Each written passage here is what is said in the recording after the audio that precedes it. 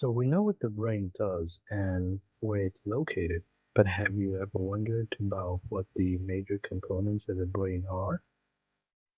The brain is made of three major areas.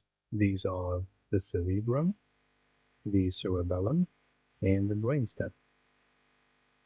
The brain is also divided into two major hemispheres, the left and the right.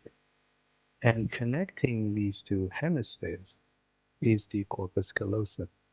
And this is the location where the communication between the two hemispheres takes place through the conjugal fibers.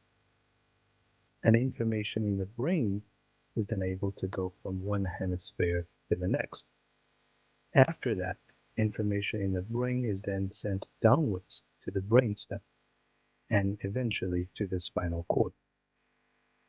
Because of the way the two hemispheres of the brain mentioned earlier are arranged, the left side of the brain controls the right side of the body, and the other side of the body, the other side of the brain controlling the left side of the body.